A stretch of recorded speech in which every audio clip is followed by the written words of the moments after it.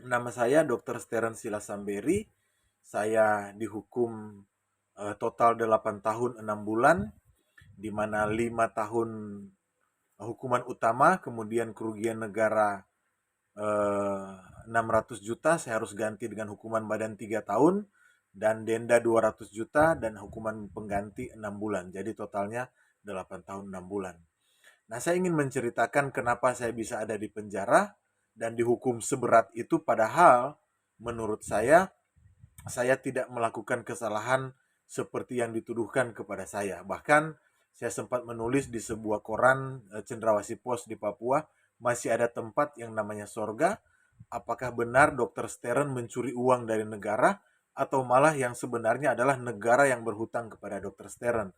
Karena kalau mau lihat yang sebenarnya saya negara masih berhutang sekitar 30-an juta untuk membayar uang ke saya, karena saya membeli obat menggunakan uang pribadi saya untuk menutupi kekurangan obat bagi pasien-pasien miskin di tahun 2012 itu. Nah, saya ingin memulai ceritanya. Rumah sakit saya yang saya pimpin itu saya masuk dari bulan Juli 2012, kemudian saya ditahan bulan September 2015. Jadi 2012 sampai 2015 saya menjabat sebagai direktur rumah sakit di RSUD Agats, Kabupaten Asmat, Provinsi Papua.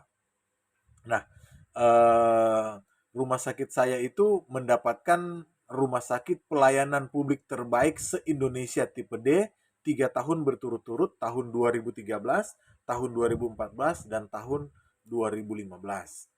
Nah, bahkan saya di dalam penjara pun mereka masih menilai bahwa rumah sakit kami itu masih dengan rumah sakit pelayanan publik yang terbaik se-Indonesia. Nah, saya ingin memulai cerita bahwa Kabupaten Asmat itu di sana tuh tidak ada air, tidak ada listrik, tidak ada jalan raya di sana. Jadi kalau air di sana tuh air pasang surut. Jadi kalau tiba air laut naik, di bawah-bawah rumah kita itu ada air laut yang naik sampai di bawah-bawah rumah kita. Jadi bisa dilihat di Google bagaimana keadaan Asmat. Nah, di tengah-tengah rumah sakit yang terbatas itulah, di mana sebelum saya jadi kepala rumah sakit, ada orang bilang begini ke saya, lebih baik dia mati daripada ke rumah sakit. Karena memang rumah sakit itu sangat jorok dan sangat sangat sederhana lah bisa dikatakan ya. Sampai setiap tahun itu kalau anggota DPR rapat dewan itu selalu ditegur rumah sakit, kebersihannya, kebersihannya, kebersihannya. Nah, sehingga suatu saat tahun 2012 itu saya dipercayakan menjadi kepala rumah sakit, maka saya bertekad untuk mengubah bagaimana rumah sakit ini bisa menjadi baik. Nah, saya telah menulis sebuah buku judulnya Perbuatan Baik Pun Membawa Anda ke Penjara, sedang diedit oleh editor, dan saya berharap lewat buku ini juga banyak orang bisa mengambil hikmah dari kepemimpinan saya, dan bagaimana saya setelah berkorban begitu banyak harus juga berakhir di dalam penjara sini. Nah, maka eh, ketika saya masuk pertama kali ke situ itu, aduh, amburadul banget semuanya, dari sistem keuangannya, dari sistem manajemen kepegawaiannya. Benar-benar saya harus membereskan kapal yang sudah hancur. Kalau ibarat kapal tuh, kapal yang hancur dulu berantakan, yang nyaris kandas begitu, yang lubangnya itu sudah sangat besar, sehingga saya dengan segala macam upaya keterbatasan saya berusaha mengubahnya pelan-pelan, pelan-pelan. Namun sayangnya ada beberapa hal yang tidak sempat saya ubah atau saya bikin sesuai aturan, sehingga saya sudah terkena masalah di tahun 2012 itu. Jadi saya masuk di pertengahan tahun, bulan Juli 2012, saya terkena kasus jaminan kesehatan masyarakat miskin Papua. Kasus itu yang saya dikenakan salah, padahal kasus itu, jaminan itu dari Januari sampai Desember. Ya, saya masuk di pertengahan di bulan Juli, di mana Januari sampai Juli ini sudah hancur-hancuran ini, ya. Hancur-hancuran bukan kesalahan direktur lama, tapi kesalahan sistem yang saya sudah jelaskan di di buku saya itu panjang lebar. Jadi DPR terlambat mengetuk, dananya itu cair nanti di kepemimpinan saya. Saya yang membuat laporan, saya yang mengadakan itu, sedangkan direktur lama sudah menggunakan anggaran rumah sakit, anggaran yang lain sudah digunakan untuk menutupi ketidakadaan anggaran buat masyarakat miskin di Papua ini. Direktur lama juga tidak sakit, tapi karena terlambatnya uang datang, harusnya kan Januari sudah diturunkan. Aturannya begitu, Januari uangnya sudah turun. Tetapi Januari ini uangnya belum turun. Nanti turun, saya yang berjuang, saya yang membuat laporannya, harusnya bekerja dulu baru bikin laporan. Ini kita udah bekerja, tapi laporannya belum dibikin sama direktur yang lama begitu. Dan di tengah-tengah keterbatasan inilah, di tengah-tengah sumber daya manusia yang terbatas, di tengah-tengah transportasi yang sangat sulit, dan di tengah-tengah keadaan yang serba susah ini, direktur lama sudah berusaha menutupi dulu dengan mengambil pos dari anggaran lain yang sebenarnya juga secara hukum tidak boleh. Nah, sehingga tiba di masa saya yang orang yang hanya punya niat tulus, niat baik bagaimana untuk membangun dan bagaimana masyarakat miskin bisa cepat terlaksana, akhirnya dokumen-dokumen yang ada saya segera kumpulkan, masih tercerai-berai semuanya, kami kumpulkan, dan itulah yang kami bawa sebagai laporan, dan itulah yang menghukum saya di tingkat pengadilan pertama itu sebagai pemalsuan.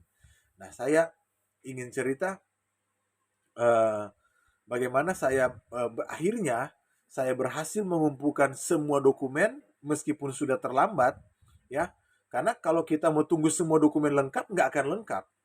Ya, jadi saya berusaha mengumpulkan dokumen yang ada itu itulah yang kami bawakan ke panitia untuk diperiksa di sana. Nah, memang mungkin ada ketidakpuasan dari beberapa oknum karena selama ini orang yang tidak bekerja dapat uang banyak dari pembagian jasa medis jaminan kesehatan masyarakat Papua ini. Jadi direktur lama itu mau orang bekerja, mau orang tidak bekerja dihukum, bukan dihukum, orang bekerja atau orang tidak bekerja mendapatkan jasa yang sama semuanya, dapat bagi-bagi uang lah semuanya dari yang dari jasa medis ini yang sudah memang ada kuotanya. Nah, ketika saya memimpin, saya mengubahnya menjadi siapa yang bekerja dia yang dibayar, sampai saya membuat satu petunjuk teknis. Kalau dia menyuntik dibayarkan berapa, kalau dia pasang infus dibayarkan berapa, dia terima pasien di UGD bayar berapa, dia bantu orang melahirkan itu bayar berapa, semuanya saya bikin rinci seperti begitu, ya. Nah, makanya sistem yang saya bikin ini membuat orang yang rajin akan mendapatkan penghargaan atau penghasilan yang sepadan. Dan sementara orang-orang yang tidak masuk kantor, orang-orang yang jarang kerja, orang-orang yang datang kerja pun hanya duduk, mereka nggak akan mendapatkan ini semua. Hak-hak mereka, bukan hak mereka, mereka tidak bekerja ya tentu tidak mendapatkan penghasilan. Ketika pembagian jasa medis, mereka hanya mendapatkan kecil, ada yang memang tidak dapat karena tidak pernah masuk. Maka disitulah akar permasalahan, mereka merasa saya mencuri uang mereka. Padahal saya hanya membagikannya kepada mereka yang bekerja. Nah, jadi awal permasalahannya dari situ. Nah, kemudian dengan berjalannya waktu, saya mulai dilidik tahun 2013, 2014 sampai ditetapkan menjadi P21 tahun 2014 sudah ditetapkan sebagai tersangka, saya lupa tahun berapa, atau 2015 ya itu baru saya ditetapkan menjadi tersangka. Nah, jadi saya berhasil membawa rumah sakit ini menjadi rumah sakit pelayanan publik terbaik se-Indonesia di bawah tekanan pemeriksaan kepolisian. Tetapi karena saya merasa saya berbuat hal yang benar, hal yang baik, meskipun memang ada kebijakan-kebijakan yang saya ambil. Contoh misalnya ketika kami membagi jasa medis, karena kan jasa medis itu harus dihitung dulu seperti yang saya bilang, siapa bikin apa, siapa bikin apa. Sedangkan pasien bertambah terus, uangnya belum cair, maka waktu itu kami bikin perwakilan. Ya, perwakilan, uang diterima oleh perwakilan kelompok, tetapi pada rinciannya benar-benar kami bagikan per orang dapat berapa, dapat berapa, dapat berapa setelah kami melakukan perhitungan matematika yang tepat, yang benar. Tetapi dalam mengejar laporan, salahnya kami bikinnya mereka terima kolektif dulu, ya. Tetapi benar-benar uang 100 juta jasa medis, 100 juta semuanya kami bagikan ke setiap bagian. Nah, kemudian ada laporan palsu yang dikatakan palsu di pengadilan pertama itu, contoh misalnya tiket pesawat. Sebenarnya laporan kami itu yang asli, bukan palsu. Tetapi karena tiket pesawat harga di loket pembelian itu 350.000, tetapi karena sudah dibeli calo A jual kepada calo B, ketika kami yang membutuhkan pesawat, hanya 1 minggu itu hanya 2 kali pesawat, hanya 7 seat, satu pesawat, satu kabupaten itu memperebutkan 7 seat ini, seminggu hanya 2 kali. Kadang pun seminggu hanya 1 kali.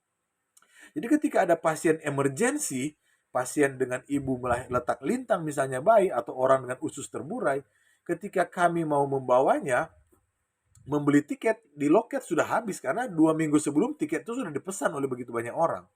Nah, ada kami harus membeli dari calo dan harganya lebih tinggi, 1,5 juta. Kami harus membayar untuk satu pasien. Jadi kami naik dengan membayar 1,5 juta, itu yang real terjadi di lapangan. Nah, maka ketika saya bikin laporan, ya saya laporkan apa yang ada, apa yang kami kerjakan itu yang kami laporkan. Nah, saya sempat melapor ke BPK yang datang pada waktu itu mengaudit kami secara rutin. Kami bilang, Pak, kami ada punya masalah nih seperti ini, seperti ini. Saya sudah ceritakan semuanya. Sayangnya saya tidak meminta hitam di atas putih waktu itu. Saya hanya bertanya lisan kepada mereka. Jawaban mereka adalah selama dokter niat baik, kami tidak akan permasalahkan. Nah, maka karena niat saya menyelamatkan nyawa pasien, ya sudah, laporan saja apa yang ada, itu sudah yang kita bikin, itu yang kita bawa ke eh, ke ke Jayapura untuk dilaporkan. Nah, maka ketika kwitansi 1,5 juta ini ditanya kepolisian kepada pihak bandara, kepada yang jual tiket, mereka akan bilang mereka tidak pernah mengeluarkan tiket itu karena harga tiketnya memang 350.000 saja. Tetapi kan kami tidak membelinya dari mereka dan mereka tidak menjualnya lagi, sehingga ya kita mau bagaimana. Demikian juga dengan tiket kapal, sama, kita beli di loket kapal tidak ada, kami tidak diberikan tiket di kapal, di loket. Kami mau beli di atas kapal, tidak ada juga tiket di sana. Yang ada kami hanya diberikan kwitansi. Kami minta stempel cap, mereka tidak mau stempel juga di atas sana. Kwitansi juga mereka tidak mau tanda tangan. Ya terpaksa untuk membuat laporan harus ada semua itu. Mau bagaimana? Semuanya serba terbatas. Apakah hanya karena eh, tiket kapal tidak ada maka pasien harus merenggut nyawa? Pak, Bu, mohon maaf, karena tidak ada tiket kapal yang harus kami bawa sebagai laporan, Bapak dan Ibu harus mati di tempat ini. Tidak begitu. Saya dokter, sehingga penyelamatan nyawa bagi saya itu taruhannya itu, kalau boleh nyawa saya kita mau tukar dengan nyawa pasien-pasien saya yang sakit itu, karena saya menganggap kalau dia lebih tua dari saya, dia orang tua saya. Kalau dia lebih muda dari saya anggap dia adik saya atau anak saya. Itulah hati saya ketika saya melayani sebagai kepala rumah sakit di Asmat. Dan kesalahan-kesalahan inilah yang di pengadilan pertama itu mengatakan bahwa saya itu melakukan pemalsuan dan saya dikenakan dengan pasal 9 yang berbunyi semua dokumen semua dokumen yang dipalsukan guna pemeriksaan keuangan itu adalah korupsi. Nah, jadi saya dipersalahkan dengan pasal 9, kalau pasal 2 dan pasal 3 saya tidak dikenakan persoalan itu. Tapi intinya saya cerita dengan keadaan rumah sakit yang amburadul, tetapi syukur saya berhasil memperbaikinya. Di tahun 2013 semua sudah berlangsung dengan norma-norma dan aturan yang ada. Sayang sekali memang di 2012 itu saya tidak punya waktu yang cukup ya untuk melakukan itu perbaikan di situ ya. Saya cerita sedikit prestasi yang saya sudah buat, bukan hanya saya tapi semualah sudah bekerja dengan baik. Direktur yang lama itu sumbangan atau pendapatan buat daerah itu di store ke kas daerah itu hanya 250 juta selama 1 tahun. Saya 6 bulan saya memimpin, saya berhasil mendapatkan 600 juta, saya storekan ke kas daerah. Tahun berikutnya 7,2 miliar saya storekan ke kas daerah. Tahun berikutnya lagi 32 miliar saya storekan ke kas daerah semuanya. Dan saya benar-benar tidak pernah menyesali. Ya, kalaupun saya sudah di penjara sudah kurang lebih 3 tahun saat saya bikin video ini, saya tidak pernah menyesali. Saya pernah berbuat atau pernah menjabat sebagai kepala rumah sakit di Asmat. Saya tidak pernah menyesali meskipun saya harus mendekam ke dalam penjara. Saya percaya masih ada Tuhan dan masih ada orang-orang baik yang bisa memberikan keadilan bagi saya. Kalaupun di bumi ini saya tidak mendapatkan keadilan, saya percaya saya punya Tuhan yang bisa memberikan saya keadilan. Nah, akhirnya saya dilidik dan akhirnya saya penyidikan. Saya ditahan sejak tanggal 7 September 2015. Kemudian saya ikut persidangan dan saya BDH pada tanggal 7 Februari. Kemudian kami mengikuti sidang dari luar. Saya masih ingat bagaimana hakim di tempat persidangan berkata bahwa, bagaimana ini Pak Jaksa? Apakah kita hentikan saja kasus ini? Karena BAP yang dibuat dengan saksi-saksi yang hadir di persidangan dan bukti-bukti yang di persidangan berbeda. Sampai saya tidak lupa hakim itu sempat berkata, bagaimana kita hentikan saja kasus ini karena banyak perbedaan yang terdapat di sana. Tetapi tetap berjalan terus sehingga saya yakin sebenarnya harus bebas pada waktu itu. Tetapi putusan di pengadilan negeri itu menghukum saya 2 tahun penjara, tidak ada kerugian negara, dan kemudian tidak ada uang denda itu 50 juta yang harus saya ganti. Saya dikenakan dengan pasal 9 karena saya dituntut pasal 2, pasal 3 dan pasal 9 yang tadi saya sudah katakan. Nah, karena saya merasa bahwa hukuman 2 tahun itu bagi saya, bahkan saya sudah komitmen, saya dihukum 3 bulan pun saya tetap akan banding. Karena saya merasa saya tidak melakukan kesalahan yang dituduhkan. Saya menyelamatkan nyawa kok. Saya tidak mencuri 1 rupiah pun, bahkan uang saya pribadi yang ada di dalam situ. Nah, maka saya banding ke pengadilan tinggi. Meskipun orang-orang bilang, wih kalau kasus korupsi, jangan banding, jangan banding. Tetapi saya percaya bahwa tidak. Kita orang yang baik kok. Masa orang baik harus kalah dengan sistem yang tidak baik. Saya tetap banding. Waktu itu saya masih panggil pengacara. Saya banding ke pengadilan tinggi, putusan pengadilan tinggi sama, menguatkan putusan pengadilan negeri. Saya kasasi karena saya rasa hukuman itu juga putusan itu tidak adil. Saya banding ke kasasi dengan harapan saya bisa mendapatkan keadilan. Tetapi sayang sekali justru di tangan Pak Altijo Alkostar yang menurut saya waktu itu adalah hakim yang bisa memeriksa saya dengan baik, ternyata di tangan beliau hukuman saya malah dinaikkan jadi lebih tinggi. Saya sebenarnya akan sepakat atau saya akan menerima dengan beliau dengan putusan Mahkamah Agung apabila dalam putusannya itu menjelaskan di mana sih letak-letak fakta hukumnya yang membuat saya harus dihukum. Karena fakta hukum di pengadilan negeri itu berkata begini, dalam putusan itu ditulis begini. Dr. Stern telah menggunakan uang 1,7 miliar untuk kepentingan masyarakat miskin. Jadi anggaran itu total 1,7 miliar, ditulis saya sudah menggunakan semuanya untuk kepentingan masyarakat miskin. Ditulis juga begini di putusan pengadilan negeri. Dr. Stern tidak memperkaya diri sendiri, orang lain ataupun kelompok. Kemudian ditulis juga di situ, jaksa tidak bisa membuktikan bahwa telah terjadi Dr. Stern telah memperkaya diri sendiri, kelompok atau orang lain atau adanya kerugian di situ.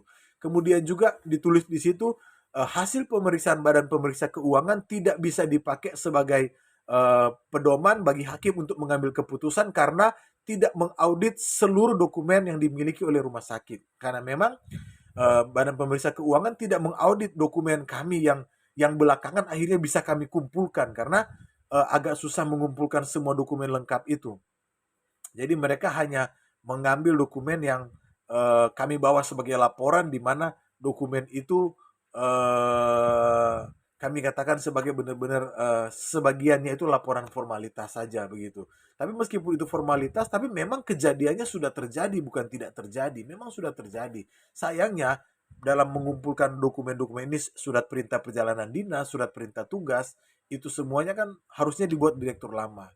Direktur lama tidak membuatnya dan direktur lama sudah mengakuinya di persidangan. Jadi kan saya harus membuatnya kalaupun direktur lama tidak mau membuatnya, karena taruhannya ini masyarakat miskin, masyarakat yang sakit loh gitu. Nah, jadi saya di situ bahkan dituliskan di putusan pengadilan negeri itu, Dr. Stern telah berhasil membuktikan di pengadilan bahwa uang 1,7 miliar itu telah digunakan untuk kepentingan masyarakat miskin. Maka saya bingung kenapa Mahkamah Agung bisa mengubah putusan tanpa ada penjelasan hukum yang jelas dalam putusan mereka itu. Yang dengan gampang mereka menganulir 8 bulan kita sidang, memperlihatkan semua bukti-bukti dan berhasil membuktikan ke situ. Dan ya saya sudah menjalaninya dan saya percaya masih ada Tuhan dan masih ada orang-orang baik yang di mana saya percaya bisa memberikan keadilan buat saya. Mungkin itulah sebagian atau sedikit penjelasan saya. Terima kasih.